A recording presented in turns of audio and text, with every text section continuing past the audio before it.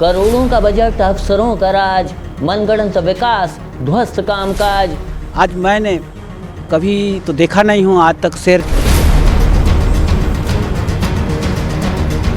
बेमोल सा आदिवासी जीवन सिस्टम के आगे ढेर। फॉरेस्ट वालों को मांग करता हूँ कि वहाँ रोड तक खोला जाए, तो वो भी नहीं किया जाता है क्योंकि नक्सली एरिया बोल करके उन लोग छोड़ दिया जाता है।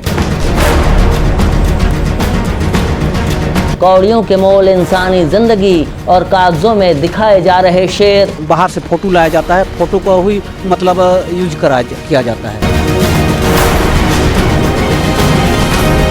इसी कारण बहुत तकलीफ होता है, नाला के पानी पीना पड़ता है। छोड़िए जानवर, इंसानों पर जहां नहीं है कोई रहनुमाई। फिर खोलेंगे कई राज और फिर से सामने ला रहे हैं उदंती सीता नदी टाइगर रिजर्व की काली सच्चाई।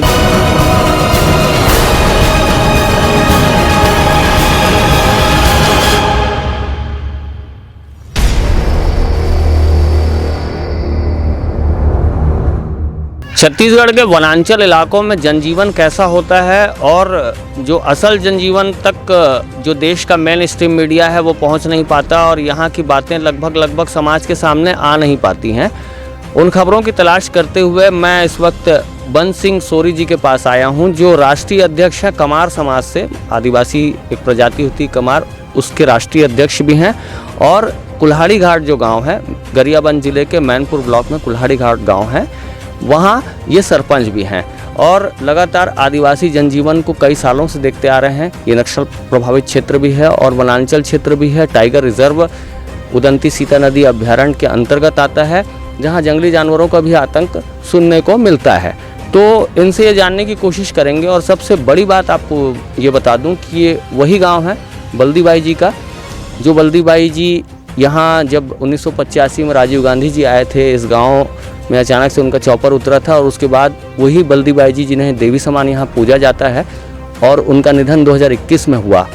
और उन्होंने उस वक्त 1985 के दौर में उन्हें कंदमूल खिलाए थे और उस गांव का विकास जो होना चाहिए था नहीं हो पाया।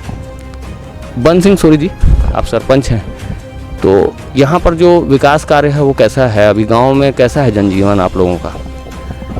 हमारे जनजीवन तो यही है कि जैसे अपन मूलभूत समस्या को लेकर के कई बार कलेक्टर के पास या मुख्यमंत्री के पास गए।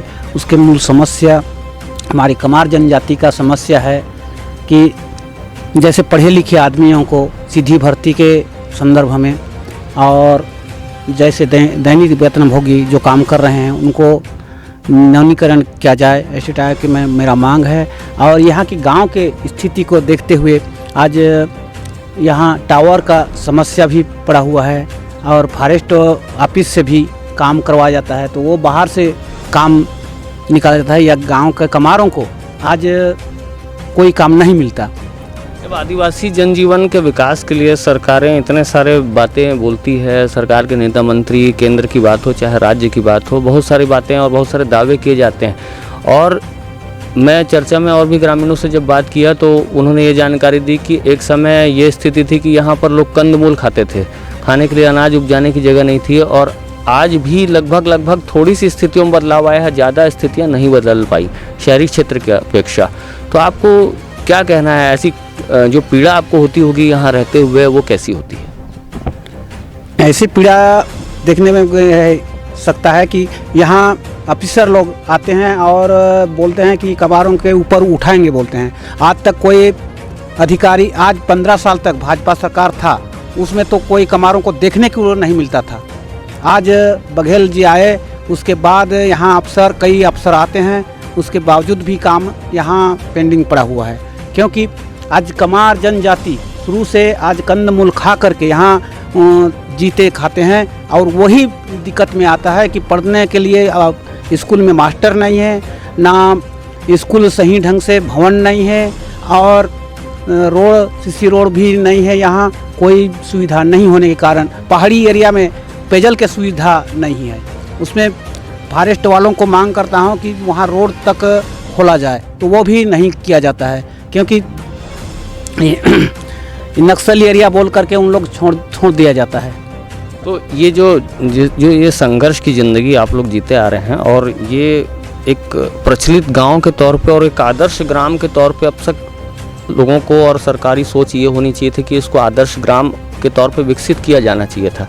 केंद्र की भी ढेर सारी योजनाएं आती हैं, प्रधानमंत्री आवास योजना है जिनमें गरीबों को पक्का मकान देना है, बिजली की समस्या भी आप बता रहे थे चर्चा से पहले, यहाँ पर बिजली की भी समस्या रहती जी हाँ, यहाँ बिजली की समस्या 1-2 घंटा 2-3 दिन तक लाइट गोल रहता है, उसी में अपन नल जल योजना जो है नहीं चलता है। इसी कारण बहुत तकलीफ होता है, नाला के पानी पीना पड़ता है, उसी में बुखार खांसी सर्दी हो सकता है।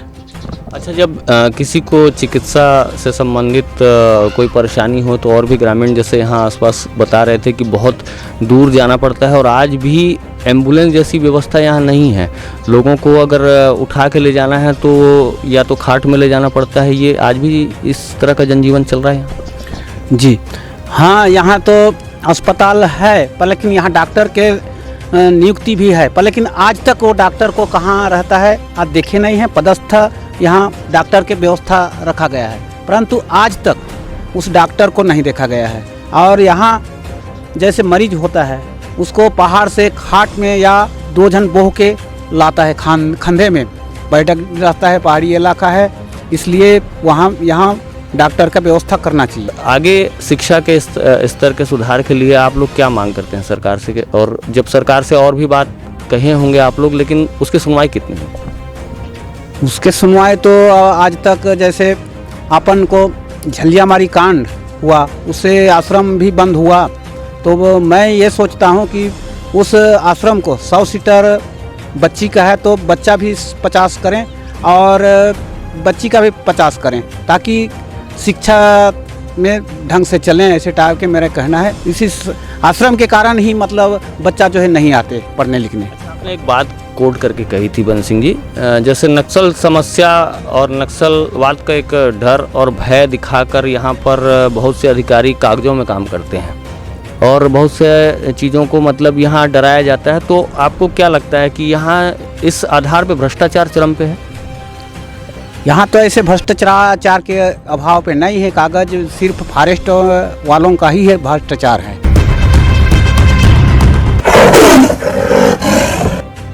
फॉरेस्ट वाले किस तरह का भ्रष्टाचार करते हैं? क्योंकि काम करवाते हैं करवाने के लिए, लेकिन बाहर से आदमी लाते हैं। गांव के पंचायत के एक आदमी भी कोई दिन काम करते नहीं देखा हूँ मैं। तो काम यहाँ पर फॉरेस्ट वाले क्या क्या करवाते हैं? यहाँ रोड चला था, जैसे बेसराझर में रोड चला था, उसमें भी आधा करवाए हैं। उसके बाद पता नहीं क्या काम करवाए हैं, तो कितना करोड़ों को काम बोले गए थे। मैं जिस गांव में बैठा हूं वो गांव टाइगर रिजर्व के अंतर्गत आता है। मतलब शेरों को संरक्षित करने की जो सेंट्रल प्रोजेक्ट चलता है उसमें करोड़ों रुपए दिए जाते हैं शेरों के और बाकी जो दुर्लभ प्रजाति के वन्य जनजीव हैं उनके संरक्षण के लिए। ये जो टाइगर रिजर्व प्रोजेक्ट चल रहा था दादा, यहाँ पर ये कैसा चल रहा है? यहाँ पर अभी टाइगर आप लोगों ने देखा है कब, और देखा है तो कब देखा है? मैं आज टाइगर रिजर्व चल रहा है चलने के लिए, पर लेकिन कोई काम नहीं करते, ना सर्वे नहीं करते। उसको आ करके पूरे यह देखने के लिए बाहर से फ़ोटो लाया जाता है, फ़ोटो को ही मतलब यूज किया जाता है। और यहाँ आज मैंने कभी तो देखा नहीं हूँ आज तक शेर, और हमारे दादा परदादा ने बोले थे कि 10 साल के पहले 1-2 भालू डिगी साइड में दिखा हुआ था, उसी फ़ोटो का ही आप उपयोग करते हैं।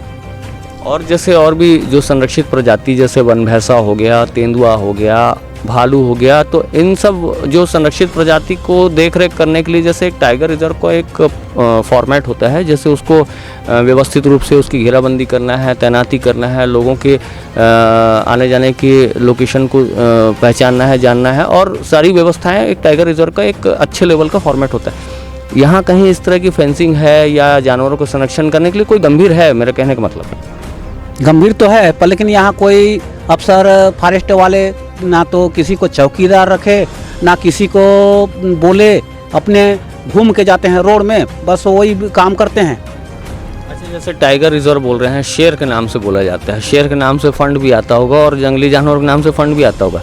आप कह रहे हैं आपने अपने जीवन में टाइगर नहीं देखा, और आपके पूर्वजों ने कभी देखा रहा हो। तो ये जो पोजीशन है ये बना के आपको ऐसा लगता है सबसे बड़ा जो भ्रष्टाचार है ये क्या वन विभाग कर रहे हैं? जी, जैसे अपन को ये चाहिए था कि गांव में पंचायत में पढ़े लिखे भी हैं, उनको भी चौकीदार कम से कम रखता और शेर वेर का खोज करने के लिए साथ में ले जाते, या उनको जैसे वन भैंसा है, वन भैंसा को बोलते हैं कि आज वन भैंसा ही बोलते हैं। देसी भैंसा को फोटो खींच कर उन्हीं को वन भैंसा बोला जाता है। वो है उधर उड़ीसा का भैंसा है।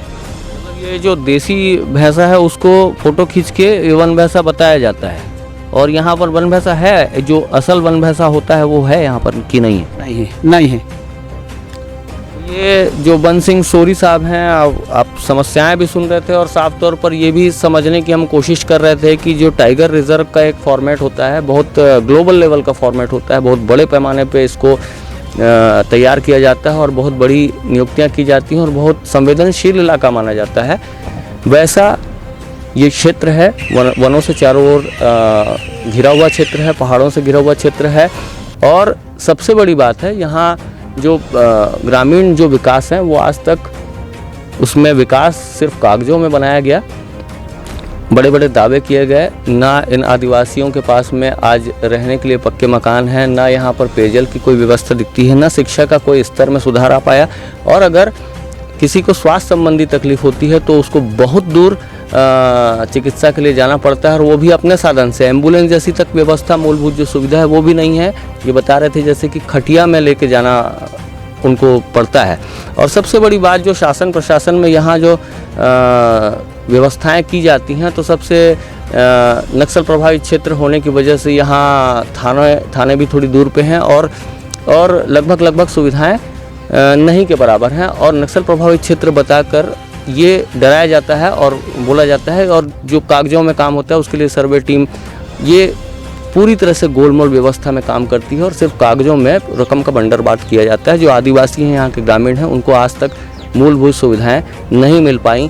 ये बहुत बड़ी चिंता का विषय है। छत्तीसगढ़ के गरियाबंद जिले के मैनपुर ब्लॉक के गांव कुल्हाड़ी घाट से ग्राउंड जीरो की report, Shashikant Tiwari, nation first ABK।